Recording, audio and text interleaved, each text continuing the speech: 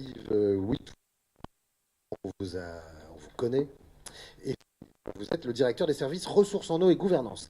Alors, vous avez, me semble-t-il, développé des outils d'aide à la décision, notamment en matière de modélisation de la ressource.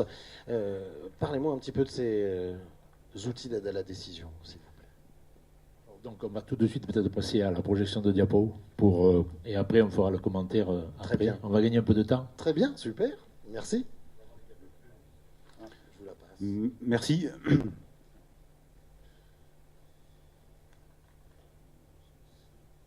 Voilà. Donc avant de présenter les outils d'aide à la décision, quelques mots très rapides de contexte. Ça a déjà été évoqué ce matin par Ariane Beauvillain. Claude Aulist également on a touché un mot là sur les enjeux du bassin de la Durance. Il me semblait important de rappeler le contexte assez particulier pour ce qui concerne le bassin versant de la Durance.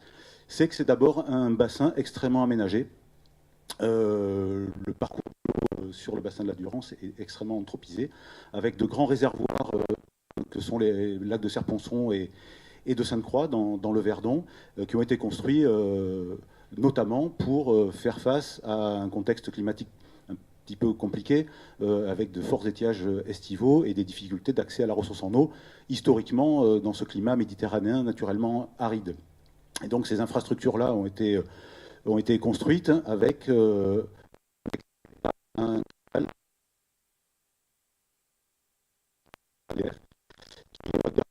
transport d'eau extrêmement important et qui arrive jusqu'à mais également plusieurs milliers de kilomètres d'infrastructures de transport d'eau qui permettent d'irriguer tout le territoire, alors une bonne partie du territoire régional, puisque 75% des besoins en eau de la région PACA sont assurés par cette ressource en eau produite par le bassin versant de la Durance, le fameux château d'eau de la Provence. Donc on est dans un contexte qui est celui-là, et vous voyez le bassin versant qui est découpé, qui est défini là, et tous les territoires qu'on voit qui sont colorés sont les territoires qui bénéficient de cette ressource en eau à l'échelle régionale. Et donc ce grand parcours de l'eau, c'est plusieurs milliards de mètres cubes qui sont distribués chaque année à l'échelle d'une grande partie de 75% du territoire régional pour de multiples usages qu'on va retrouver classiques. Alors, il ne faut pas oublier d'abord que la Durance et son bassin versant, c'est un réservoir de biodiversité extraordinaire avec de nombreuses espèces et habitats protégés et gérés. Mais c'est aussi, avec ce partage de la ressource en eau, c'est l'origine d'activités humaines qui se sont développées tout au long des décennies passées, avec une agriculture irriguée importante. 80 000 hectares de terres agricoles sont irrigués par l'eau de la Durance. L'hydroélectricité, naturellement, ça a été évoqué ce matin, j'y reviens pas, mais c'est une part importante de la production régionale. L'industrie, alors l'industrie, c'est intéressant, et qui bénéficie directement de l'eau de la Durance pour sa production, hein, et qui n'utilise que l'eau de la Durance. Ça représente à l'échelle régionale 80 000 emplois et 9 milliards d'euros de valeur ajoutée. Je crois que c'est assez marquant. Sachant que l'essentiel de cette production de richesse se fait en dehors du bassin versant, dans les territoires extérieurs qui sont desservis par l'ensemble de ces infrastructures. L'eau de la Durance alimente en eau potable 3 millions de personnes, et c'est naturellement un lieu touristique. Sur le territoire de la Durance et de ce bassin déversant, on a 60 000 emplois qui dépendent du tourisme, et 7 000 emplois sont très directement liés au milieu de ce bassin, c'est-à-dire les milieux, leur qualité, comme aussi source de développement et d'attractivité des territoires. Donc on a un contexte quand même assez fort avec des enjeux majeurs, et on a eu la chance de bénéficier, alors comme sur le bassin de la Dour, hein, d'une étude sur l'impact du changement climatique. Donc c'est l'étude R2D2 qui a été coordonnée par IRSTEA, et Eric Sauquet qui est présent dans la salle. Alors je ne vais pas rentrer des résultats très synthétiques de cette étude. L'augmentation des températures générée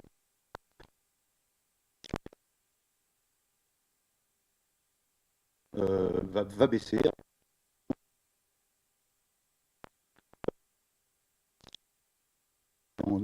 au cours de l'année. Et puis une baisse de la ressource.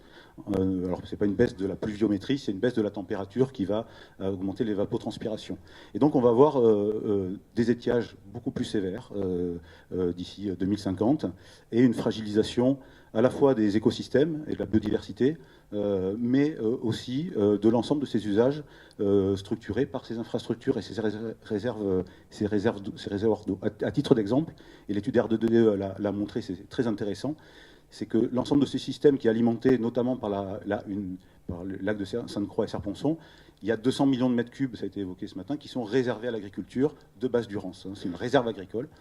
Et cette réserve-là a connu depuis 1966, donc la mise en service de l'ensemble de ces ouvrages, deux défaillances, une en 1989 et une en 2007, donc à l'occasion de 2 années de sécheresse intense.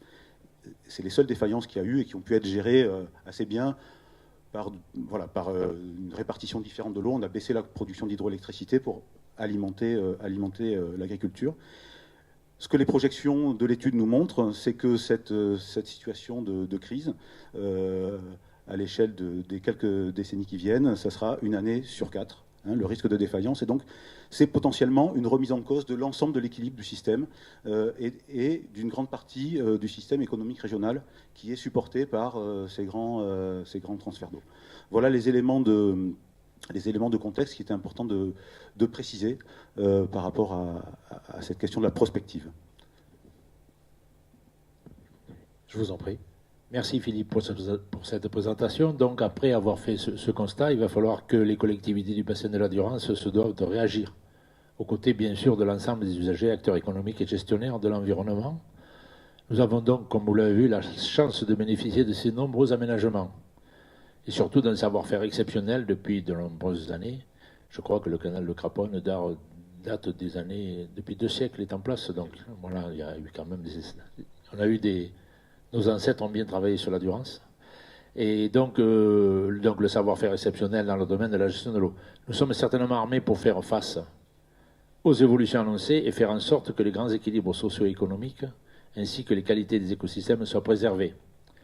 Pour cela, donc, nous l'avons vu, nous devons nous organiser collectivement, partager les grands objectifs stratégiques et être en mesure de prendre des décisions et faire des arbitrages, même si nous avons eu l'occasion de le faire déjà.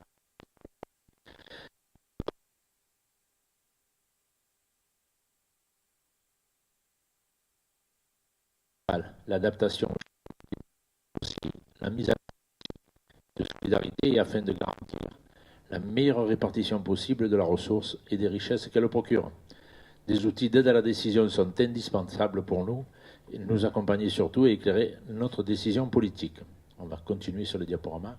Philippe, voilà, oui, alors pour finir rapidement, ces fameux outils d'aide à la décision.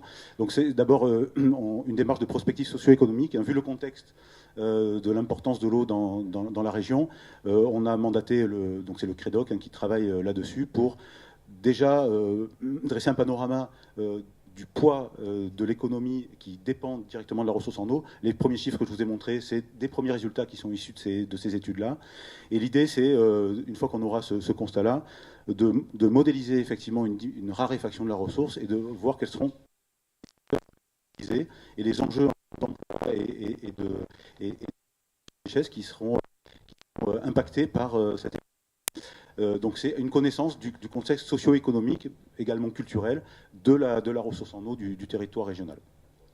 Et l'autre outil d'aide à la décision, c'est un outil de modélisation qui va permettre de modéliser la ressource en eau, sa distribution et les besoins en eau. Donc c'est un outil original qui est en train d'être construit là, au sein de l'EPTB. Qui va nous permettre de simuler à la fois la ressource disponible sur la base des données climatiques et les besoins en eau liés aux différents usages et de simuler la distribution de cette ressource en eau de façon la plus optimisée possible. Une fois que ce modèle sera validé, on pourra bâtir des scénarios, de grands scénarios, portant à la fois sur la demande en eau, en fonction de l'évolution des besoins, puisque c'est un territoire qui est vivant, il y a un développement économique, il y a de l'urbanisation, il y a l'agriculture qui évolue, il peut y avoir des types de cultures qui changent, donc il va falloir qu'on puisse voir quel sera l'impact de ces évolutions sur les besoins en termes de ressources en eau. Bien sûr, des scénarios sur l'offre en eau, et notamment des scénarios liés au changement climatique. Donc, une diminution de la ressource en tête de bassin. Qu'est-ce que ça va des scénarios d'infrastructure. Est-ce que la construction de nouveaux canaux, de nouvelles retenues, est-ce qu'on pourrait revoir les règles de gestion qui sont aujourd'hui à l'œuvre pour permettre d'optimiser l'ensemble du système, pour que l'ensemble des usages et des milieux puissent continuer à bénéficier de la ressource en eau. Voilà, nous vous remercions. C'est nous qui vous remercions. De la même manière, vous pourrez demander des précisions tout à l'heure. Merci.